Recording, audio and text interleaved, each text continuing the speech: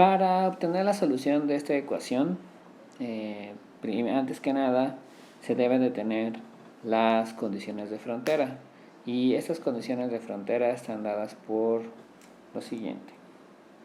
En primera instancia se sabe que en x igual a 0, es decir, antes o en el borde inicial donde empieza la placa, la velocidad es igual a la velocidad de corriente del fluido.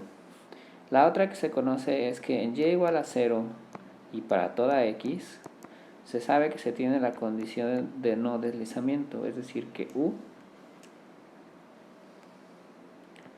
es igual a 0, en este caso en que la placa no se está moviendo. Y la otra consideración es que cuando y tiende a infinito, es decir, muy lejos de la placa, la velocidad de la corriente es prácticamente igual a la velocidad u con la que había ingresado. Con esto ya se tiene un sistema completo de ecuaciones que se tiene que resolver. Para resolver este sistema de ecuaciones se hace un cambio de variable con una propiedad que se llama función de corriente. Esta función de corriente se representa con una letra griega y se llama phi. Y la manera de definirlo es a través de la velocidad, y entonces la velocidad u, la componente en x de la velocidad, es igual a la parcial de phi con respecto de y. Y la componente de la velocidad en y es igual a menos la derivada de phi con respecto de x. ¿A qué conclusión se puede llegar a partir de esta definición? Es que si se cumple con esta definición, la ecuación de conservación de masa se cumple indistintamente de cómo sea el flujo y se iguala a 0, y por lo tanto nada más queda todo en términos de una sola ecuación con una sola variable.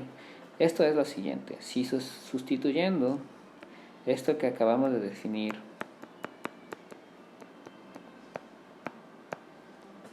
vamos a poner sustituyendo la función de corriente en la conservación de masa, vamos a poner que sea la ecuación 1, y a esta le vamos a poner que esta sea la ecuación 1 y esta es la ecuación 2.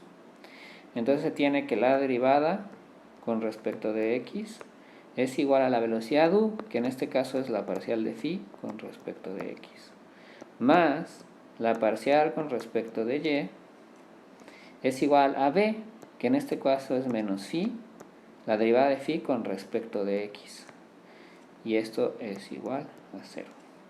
Cuando se tiene esto, esta es la derivada de phi con respecto de y. Cuando se tiene igual a esto, lo que se va a desarrollar es que aquí se tiene la segunda derivada de phi con respecto de x y con respecto de y, menos la segunda derivada de phi con respecto de y con respecto de x.